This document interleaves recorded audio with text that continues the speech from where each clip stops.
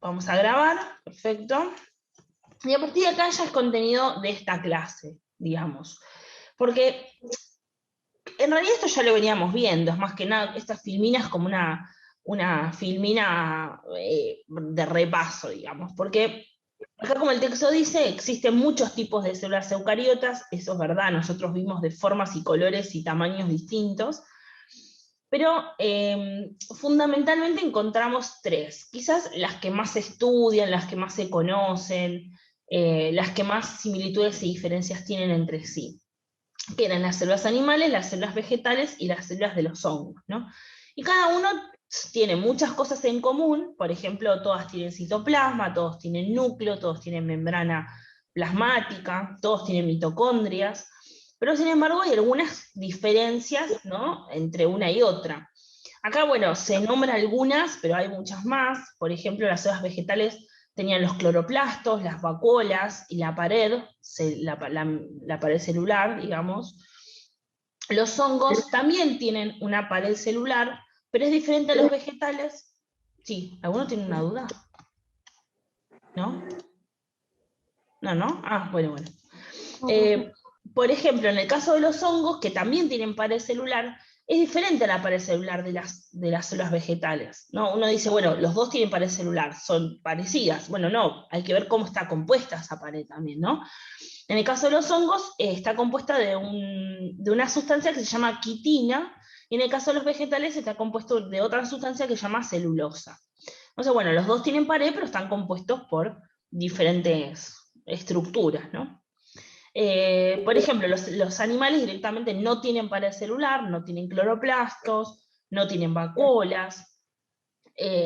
Los animales con los hongos se parecen bastante sus células porque en ambos hay lisosomas y peroxisomas muy parecidos. Los retículos son muy parecidos también. ¿Ok? Es como que en todas las células, por lo menos en estos tipos de células, encontramos muchas similitudes y muchas diferencias, ¿no? Que bueno, si los analizamos bien en profundidad, los vamos a dar cuenta.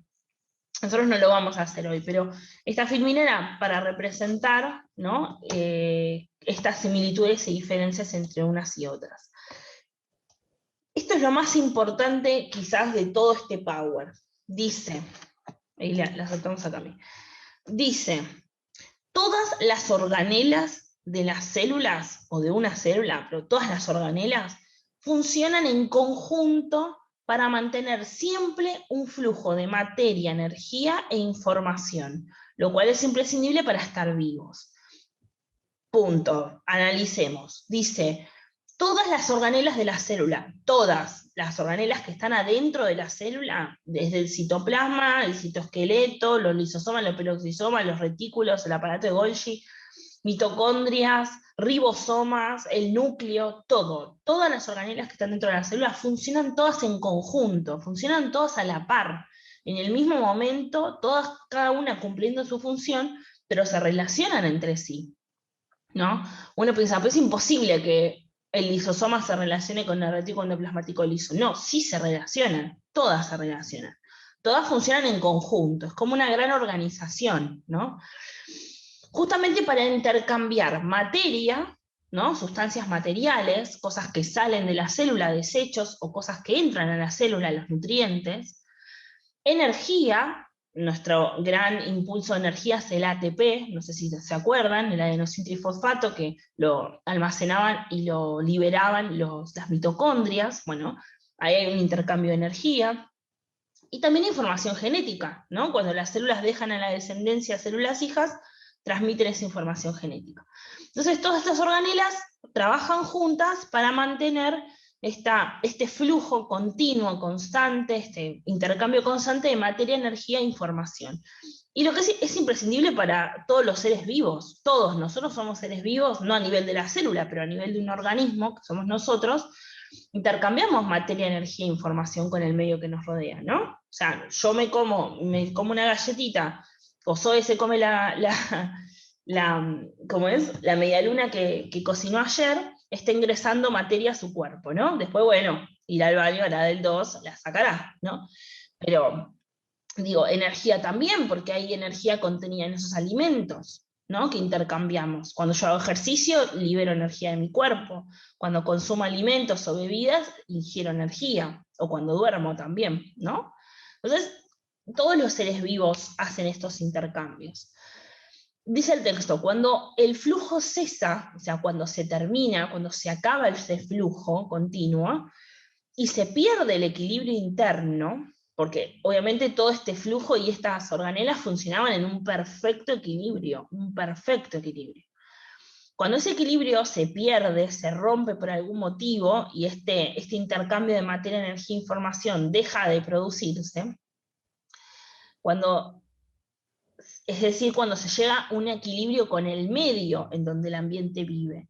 Porque, ¿qué pasa? Nosotros estamos intercambiando materia, energía e información con el medio ambiente que nos rodea, justamente porque existe un desequilibrio, ¿no?, que va haciendo este intercambio. Por ejemplo, yo siento que tengo hambre, mis células me están pidiendo energía, entonces tengo que incorporar alimentos.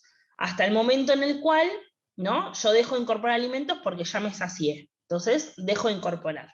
Después, después del correr de las horas, eso entra en desequilibrio de nuevo, porque otra vez tengo hambre, otra vez necesito energía. Bueno, otra vez. Eso es el equilibrio interno, eso es el medio interno de nuestro cuerpo, ¿sí? Con las células pasa lo mismo. Entonces, si yo estoy en un continuo desequilibrio con el medio ambiente que me rodea, justamente si no se produce ese desequilibrio, yo nunca tendría hambre. Si estuviera todo equilibrado, siempre estaría saciado, y eso no es así. O sea, yo si tengo hambre, incorporo alimentos. Entonces, ¿qué pasa? Cuando las células, o los seres vivos, o lo que sea, llegan a un equilibrio perfecto con el medio ambiente que los rodea, es porque algo está mal, ¿no? Significa que ya no necesito el medio ambiente en donde vivo. Bueno, cuando se llega a ese punto, es decir, cuando hay un equilibrio interno con un equilibrio externo del medio ambiente, es decir, cuando este flujo de información, energía y materia deja de darse, cuando se pierde el equilibrio interno, esos organismos mueren, las células mueren, ¿ok? Eso simboliza el fin de una célula, ¿sí? Y si eso se da a nivel general, es decir, puede producirse que se muera un grupo de células, puede darse muerte de un tejido, ¿no? Eso pasa, por ejemplo, las personas que tienen el ACV, ¿lo conocen el ACV? El accidente cerebrovascular. Bueno, eso pasa porque un coágulo viaja por la sangre hacia el cerebro y impide el flujo de sangre. Entonces, como la sangre no está... Perdón, sí. ¿El ACV más o menos qué causaba? O sea, El tipo ACV... que... Sí, perdón, escucho. No me acuerdo exactamente. Eh, el ACV es cuando... A ver, la definición de ACV es cuando en un lugar determinado, pero es en el cerebro, puede ser en cualquier parte del cerebro, adelante, atrás, a los costados, arriba, abajo, en el centro, se muere un grupo de células. ¿Cómo es que se muere? Por lo general pasa porque un coágulo, que los coágulos son un grupo de, es como sangre en un conjunto, digamos, ¿no? Células en un conjunto de la sangre, igual lo vamos a ver cuando veamos tejido, viaja por el torrente sanguíneo y se aloja en el cerebro. Como la sangre llega a todos, absolutamente todos los lugares de nuestro cuerpo, puede llegar al cerebro, por ahí está viajando ese coágulo, que es anormal, no deberíamos de tener coágulos en la sangre, tendría que fluir súper bien, pero a veces llega a una parte, en este caso del cerebro, y se tapa una arteria, una vena, un capilar sanguíneo, ¿no? Algo de todo ese trayecto. Entonces, impide, a ver, es como si yo agarrara y bloqueara la 9 de julio. Los autos no van a poder pasar por un lado ni van a pasar por el otro, ¿o no? Si yo hago ese bloqueo y lo hago a nivel general, y estoy, no sé, 15 meses bloqueando la 9 de julio. Bueno, la gente que va a estar de un lado de la 9 de julio va a dejar de recibir alimentos, ¿no? Ropa, medicamentos, porque los transportes que estaban transitando por esa 9 de julio no van a poder pasar, ¿o no? Bueno, acá pasa lo mismo. El grupo de células que está después del bloqueo, digamos, dejan de recibir oxígeno, porque la sangre no puede pasar porque está bloqueada. ¿no? Entonces dejan de recibir oxígeno, dejan de recibir nutrientes y mueren. Y ahí es cuando se produce el ACV, eso se llama ACV, cuando muere un grupo de células porque no recibe alimento, no recibe oxígeno, y por lo general pasa porque un coágulo lo está impidiendo. Lo mismo ocurre en el corazón, pero eso se llama ataque cardíaco, ¿sí? Cuando tenemos un ataque cardíaco pasa igual, un coágulo por lo general se aloja en una arteria o en una vena del corazón e impide que la sangre pueda fluir y que lleve los nutrientes, etcétera, y mueren un grupo de esas células del corazón. Eso es un ataque cardíaco, ¿no? Pero bueno, no sé a qué iba con todo esto, pero la idea general era que cuando este grupo de células que pierde el equilibrio interno y externo, ¿no? Que se comparan, muere, si muere una sola célula, bueno, en un organismo, si es unicelular, murió el organismo, obviamente pues se les murió la única célula, ¿no? Pero si es un organismo multicelular como nosotros y se nos muere una sola célula, bueno, no hace tanto impacto. Pero si se muere un grupo de células, ahí va, con el ACV o el ataque cardíaco, que muere un grupo de células, bueno, ya ahí estamos hablando de algo más grave, ¿no? Puede ser que, depende en dónde muera ese grupo de células, bueno, nos afectará más o menos. Ahora, si se da a nivel general, en donde todas las células de ese organismo mueren, es la muerte. Cuando estamos muertos nos pasa eso. Todas nuestras células de todo nuestro cuerpo dejan de funcionar, ¿no? Así que, bueno, nada. Eso es como... Gracias, profe. No, Lo no, de entendí nada, de mejor. nada. De nada, tranqui. Igual después, miren, cuando veamos tejido, seguro que esto lo vamos a retomar y se va a entender mucho mejor. Es un tema re interesante. Tejido sanguíneo es para mí es uno de los temas más lindos que hay porque uno entiende un montón de cosas que le pasan en el cuerpo, ¿no? Uno se ve por internet todo el tiempo, ay, no, porque la ACV, porque la... ¿Y qué es eso? ¿Cómo lo También ayuda detecto? a prevenir y a Claro, ¿cómo conocer lo más puedo cómo funciona prevenir? tu Tal cual. cuerpo. Tal cual, tal cual. Bueno, yo este año, hace poquito, terminé un curso de primeros auxilios en la Cruz Roja, que espero que cuando sean grandes, si pueden y quieren, háganlo, porque la verdad que sirve muchísimo. Más que nada porque uno va por la calle, ¿no? Y ve que una persona se desmaya y sabe cómo le podemos ayudar, ¿no? Eso está re bueno. Profe, este fue justo uno de los temas que propusimos en FEC para proponerlo, entre comillas, como para intentar pasarlo a una ley, o sea, porque estamos Sí. viendo todo eso en formación ética y Ujú. ciudadana, y una de nuestras propuestas fue que se enseñara obligatoriamente primeros auxilios en todas las instituciones. Sí, eso es un proyecto de ley que está vigente, pero no está aprobado todavía. Eh, Exacto. lo propuso el doctor Pérez Rossetti, no sé si lo ubican, es el que está en Telefe siempre, ¿no? Es ese que habla, ese canoso. Sí, sí, lo conozco. Bueno, él hace unos años lo presentó ante el Congreso, no sé, ante el Senado, no me acuerdo, pero no prosperó, lamentablemente. Me parece que está como encajonado, ¿no? Digamos. Pero Es muy útil, en especial muy, ahora. muchísimo, no saben cuánto, porque uno espera que no le pasa nada, no le pase nada en la calle, obvio, nadie quiere que le pase nada, pero imagínense que de pronto, no sé, así, ¿no? A uno le agarra un ataque de corazón, por X motivo, porque a veces uno está re sano, pero te puede pasar igual. Y te pasa en la calle, y vos vas a querer que las personas te ayuden, o sea, pero si las personas no saben cómo ayudarte, nadie se va a meter, obvio, porque capaz que la empeora la cosa, ¿no? Pero sin embargo, está bueno que uno esté preparado ante esa situación y hasta que llegue, obviamente, la emergencia médica, el SAME, ¿no?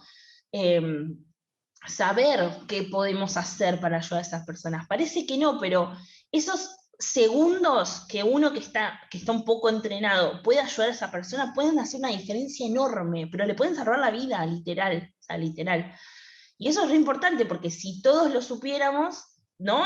Se salvarían muchas más vidas, porque el conocimiento es poder, más que nunca. Entonces, bueno, si después que cumplan 16, me parece que ya pueden ir a la Cruz Roja a entrenarse. Hay un montón aparte de sedes. Yo lo re recomiendo. Cuando vemos la sangre, yo siempre lo nombro porque me parece algo re importante. Y me gustaría que mis alumnos sean conscientes de eso, ¿no? Por eso siempre lo nombro.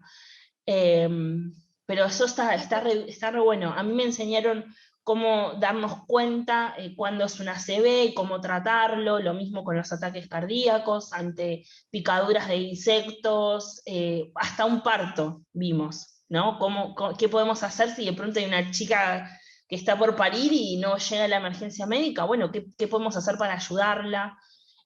Bueno, de todo. Vimos ante frío extremo, calor extremo, qué hacer, ¿no? Cuando nos agarran los golpes de calor o la hipotermia. Bueno, obviamente vimos RCP, cómo hacer RCP, eso es fundamental. Cuando nos ahogamos, cuando se ahoga un bebé, un niño chiquito, todas las maniobras y todo lo que se puede hacer. Es como súper completo el curso. Me acuerdo que fueron 2 meses de ir de los sábados a la mañana. Bueno, hay que sacrificar los sábados, ¿no? Que uno se quiere quedar durmiendo, pero re vale la pena, re vale la pena.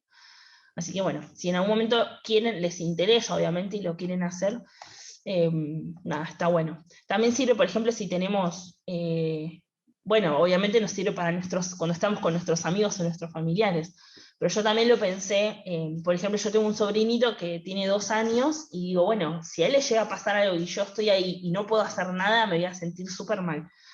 Así que, bueno, sirvió todo porque uno ve cómo tiene que actuar, ¿no? Ante eso. Así que nada, recopado. Bueno, bien, genial. Acá hay más diferencias, pero esta vez entre células eucariotas y procariotas, ¿no? Entre una y otra. Entre ellas, por ejemplo, la presencia del núcleo, obviamente, las procariotas no tienen núcleo, las eucariotas sí tienen núcleo. El tipo de ADN, o sea, el ADN de las células procariotas es circular, es como un fideo circular, ¿vieron el espagueti? ¿Es el circular? No me acuerdo.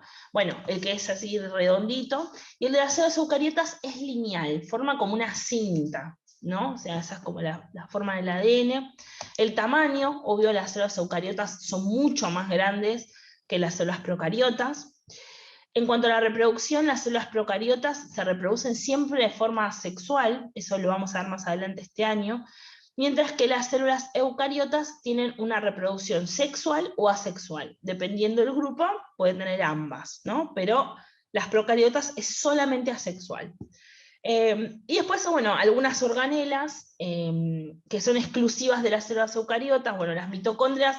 Podemos encontrar mitocondrias en células procariotas, pero son las menos, son muy poquititas en comparación con las eucariotas, pero por ejemplo los lisosomas, cloroplastos, todas esas estructuras sí o sí están presentes en células eucariotas, no las vamos a encontrar en las procariotas, ¿no?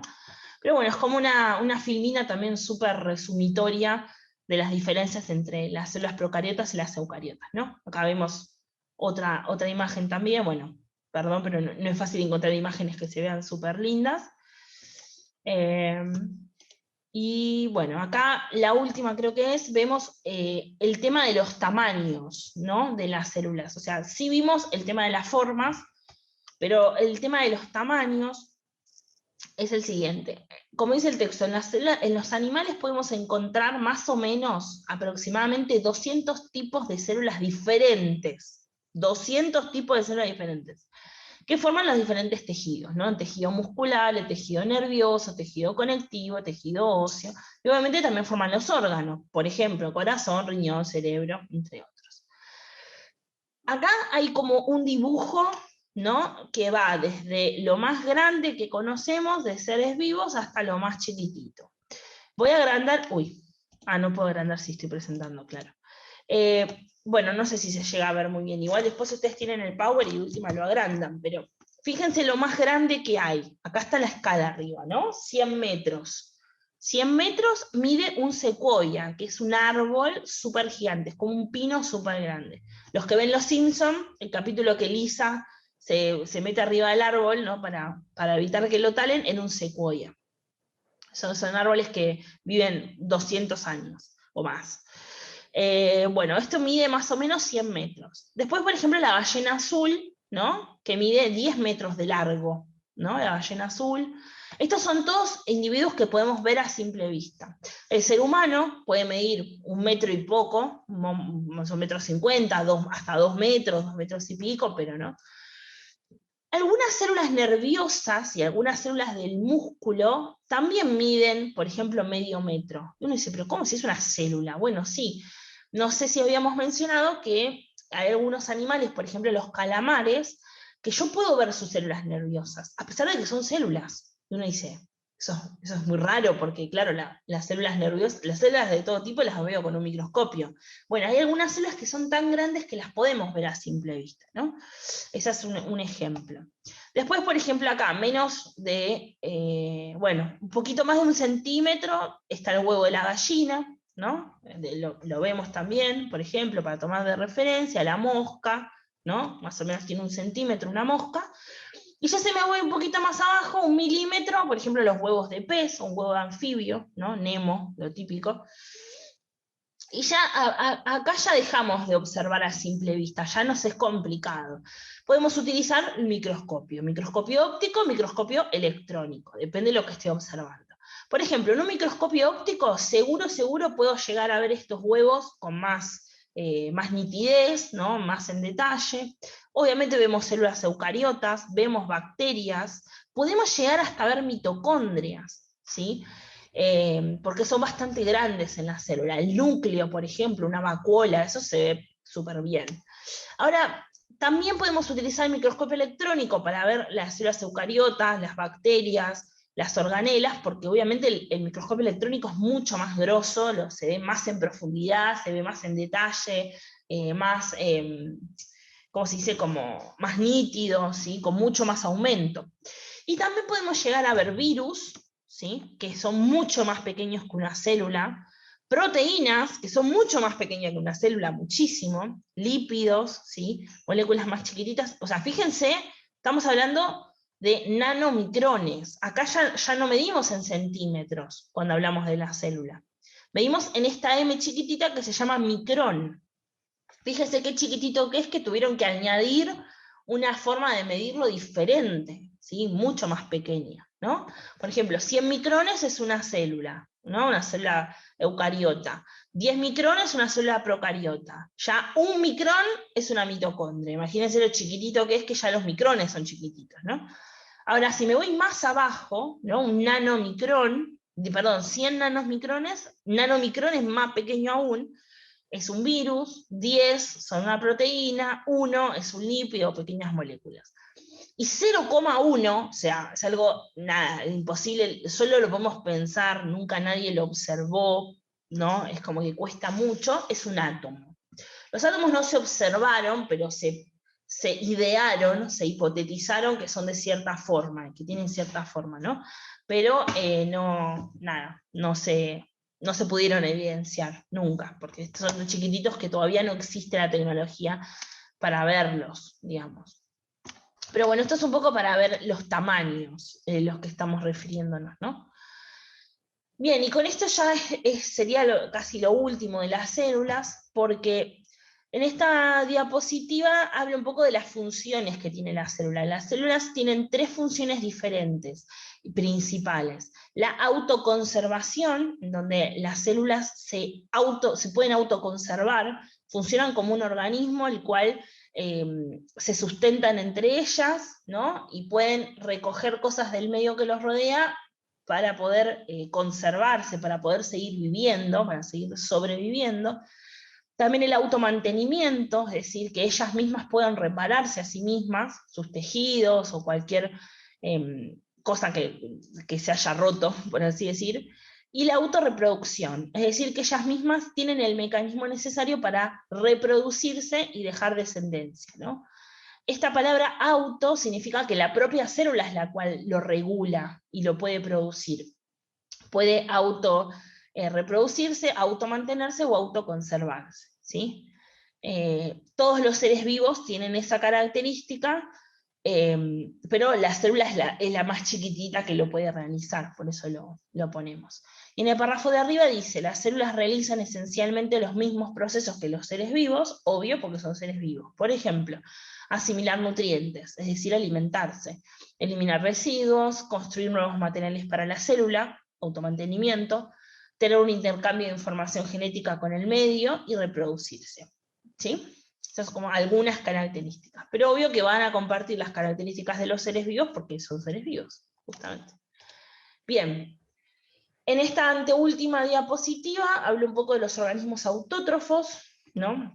Acá tenemos los ejemplos, las plantas, las algas, estas cianobacterias, que son bacterias fotosintéticas, y acá tenemos otras tipos de bacterias fotosintetizadoras y quimiosintetizadoras. Autótrofos, profe.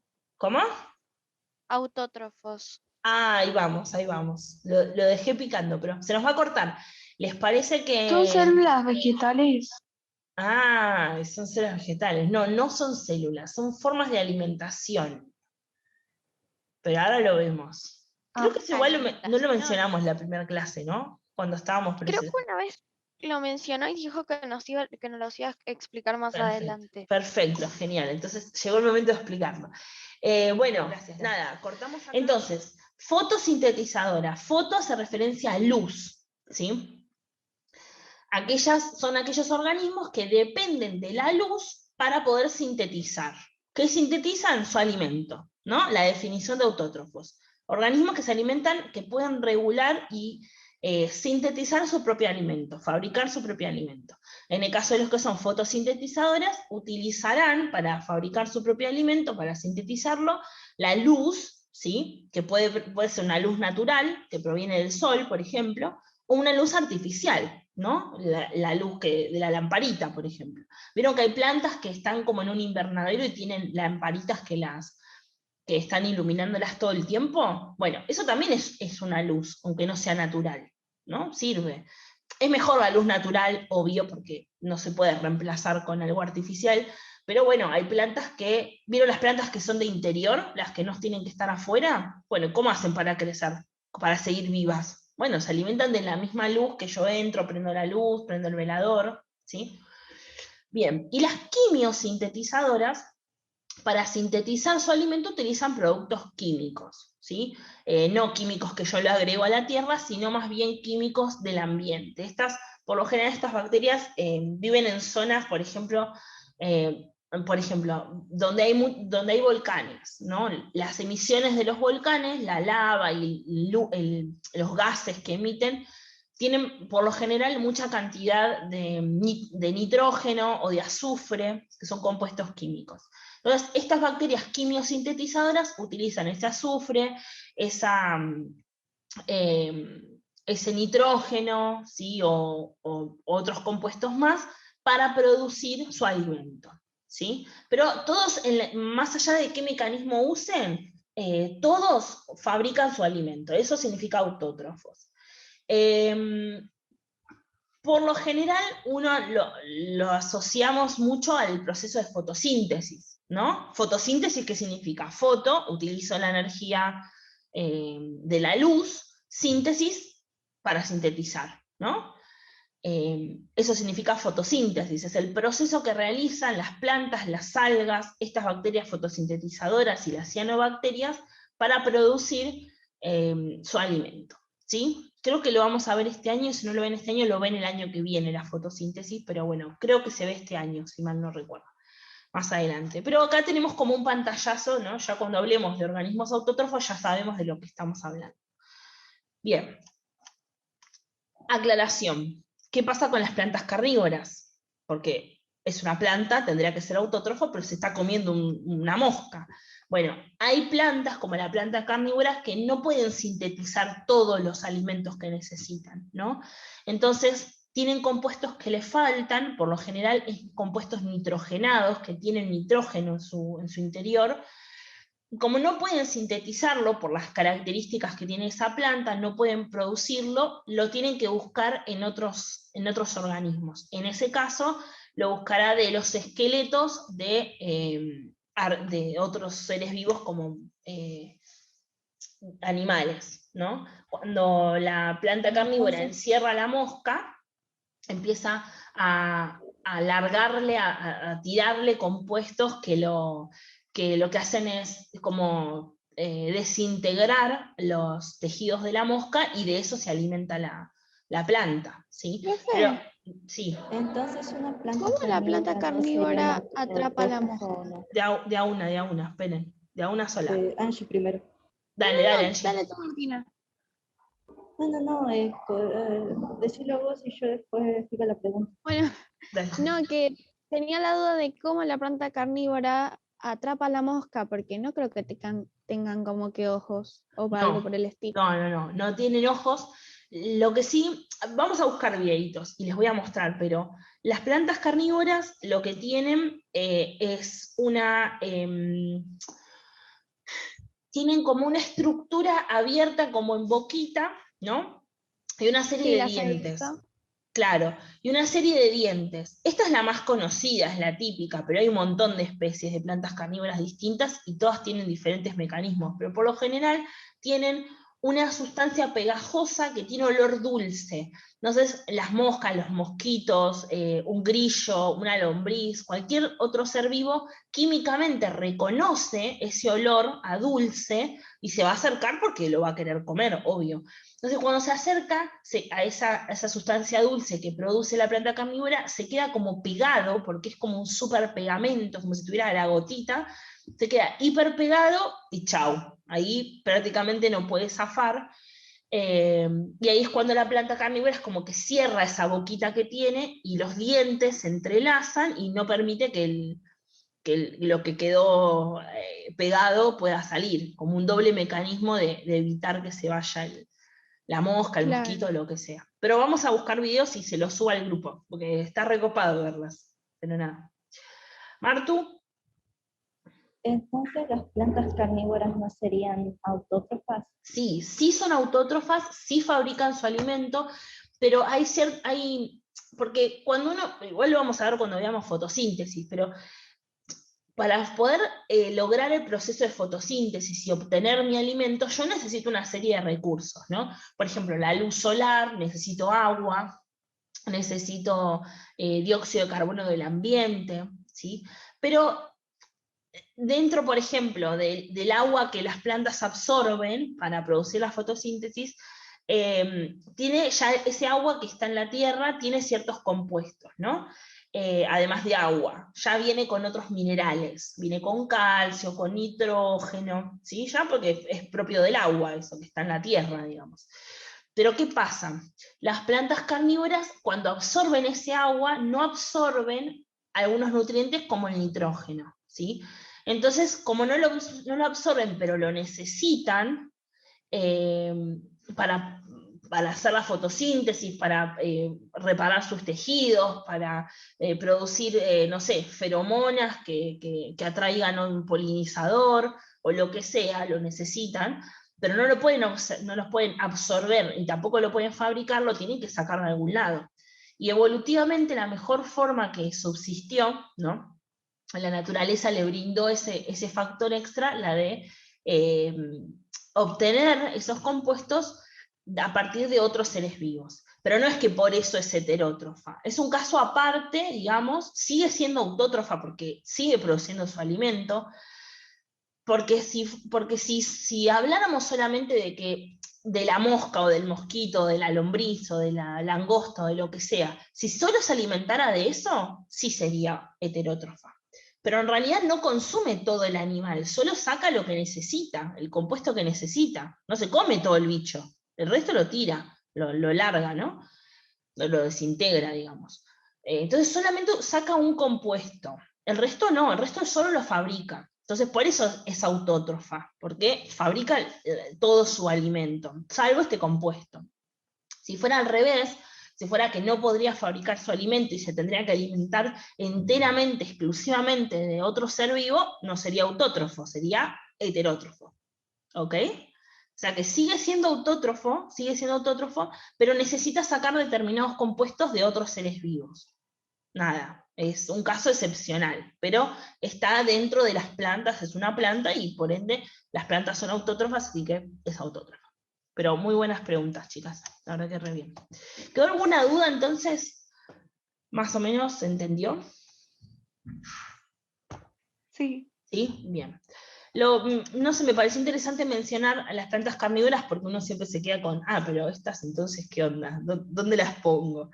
Bueno, no, son como un caso excepcional, digamos. Y bueno, ya que hablamos de los autótrofos, hablemos de los heterótrofos, que es lo opuesto. Hetero hace referencia a distinto, diferente, ¿no?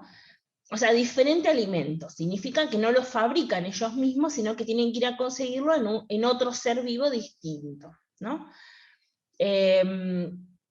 bueno, necesitan incorporar esos compuestos de otros seres vivos. Por ejemplo, los animales, ¿sí? Acá vemos una serie de animales de todo tipo y color. Esto parece una flor, pero acá están los seres vivos, son estas cochinillas que están acá alrededor de la flor.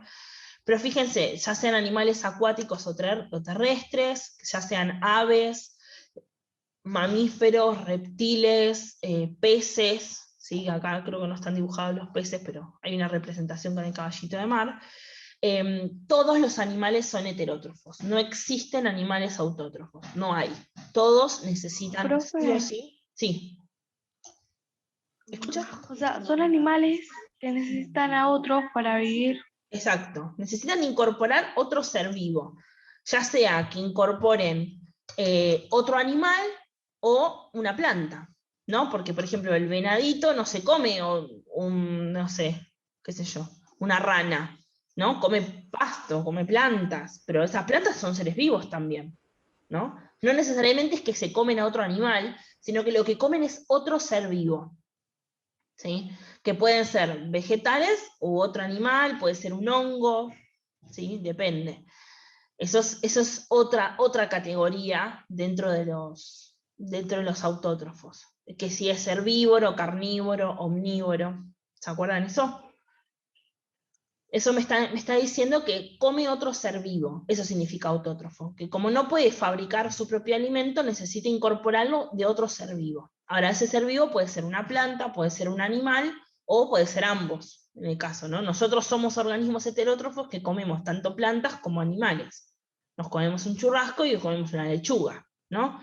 Entonces, somos omnívoros. Pero eso es una categoría dentro de los heterótrofos, ¿sí? Pero nos quedamos con esto, los heterótrofos son organismos que se tienen que alimentar de otro ser vivo, tienen que incorporar sustancias de otros seres vivos porque no las podemos fabricar. No tenemos un mecanismo como las plantas para fabricarlo en nosotros mismos, ¿no? Ese es el ejemplo de los animales, es el ejemplo de los hongos, fíjense.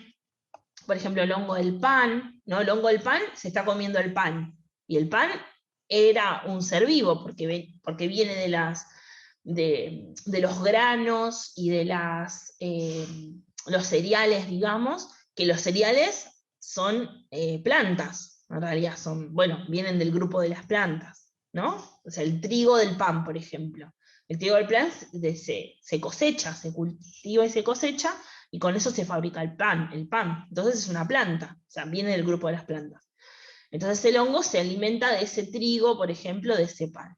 Y hay también hongos microscópicos, que solamente los veo con un microscopio, pero también son heterótrofos, ¿sí? En este caso, estos organismos no es que tienen boca como los animales o alguna cosa así parecida, lo que hacen es volcar sus sustancias, ¿no? Predigieren eso que se van a alimentar y luego lo absorben. Es como si yo les dijera que este honguito se alimenta de plantas, entonces lo que hace es volcar sustancias sobre las plantas y luego y lo absorbe, ¿sí? Los mecanismos por los cuales se alimentan los seres vivos son muchísimos y muy distintos también. No necesariamente piensen en que tienen que tener dientes o picos, como las aves, ¿sí? Hay muchísimos, pero sigue siendo el mismo concepto, no lo está produciendo su alimento el hongo, sino que lo está incorporando de algo que no es el mismo, que es otro ser vivo distinto. Lo mismo pasa con las bacterias. Hay dos tipos de bacterias heterótrofas. Las que se llaman saprófitas, que son las que se alimentan de la materia en descomposición. Por ejemplo, cuando un hongo muere, o un animal muere, una planta muere, se empieza a descomponer, ¿no? Bueno, ahí se descomponen porque están actuando bacterias saprófitas, bacterias que se alimentan de otros seres vivos, pero que están en proceso de descomposición, que están muriendo, ¿sí? Pero son bacterias. O sea, no las vemos a simple vista. Y después tenemos las bacterias parásitas, las que habitan otro ser vivo, se alimentan de ese ser vivo, pero no lo matan, ¿sí? Recuerden siempre que un parásito vive a expensas de otro ser vivo, pero no lo mata, porque si lo mata, se queda sin alimento, ¿verdad? Cuando nosotros, nuestra famosa tenia, que tanto la queremos, ¿no? Que lo vimos cuando hicimos el repaso, ¿se acuerdan? La lombriz solitaria, que la mencionamos, eso es un parásito. Si la lombriz solitaria me mata, se queda sin alimento. Lo mismo pasa con estas bacterias. Son parásitas y si matan a su hospedador se quedan sin alimento. Pero sin embargo se están alimentando de lo que ese ser vivo se alimenta, digamos, ¿no? O sea, estas bacterias pueden estar, por ejemplo, en nuestro intestino, digamos, para poner un ejemplo, no pasa esto, pero vamos a poner un ejemplo. Están en el intestino del elefante, entonces todo lo que el elefante incorpora, ¿no? Parte de esos nutrientes que incorpora, lo consumen estas bacterias parásitas. No matan al elefante, pero se están alimentando de lo que el elefante se alimentó, digamos, ¿no? ¿Se entendió más o menos en líneas generales los heterótrofos? Sí, profe. Sí, Sí, profe. bien, buenísimo. Y Chimpunel Power, no tenemos más. No, que no le hagamos acordar, ese muerto ahí. Sí, no, qué feo las tenías, horrible. Pero bueno, nada, es un ser vivo, lo tenemos que ver. Bueno, a ver, entonces, ninguna duda hasta acá, más o menos se entendió, ¿no? Recuerden, ay, no abrí internet sin querer. Recuerden que todos estos, los power y todo, están, me parece, están subidos en el Classroom, ¿sí? Creo, ahora después lo voy a chequear, pero me parece que sí, si no se los vuelvo a subir, pero ustedes tienen todo el material que usamos en la clase, ustedes lo tienen siempre. Si no lo tienen y lo necesitan, yo se los paso, no pasa nada, pero creo que está todo subido ahí mismo en el Classroom. Bueno, creo que nos queda un poquito, ¿no? ¿Termina a las 12 la clase? De hecho, termina a las 11:40 porque ya el grupo que está en la escuela Se fue, le ¿no? toca recreo. Listo, buenísimo. Entonces lo terminamos acá, ¿quieren? Sí, profe, como usted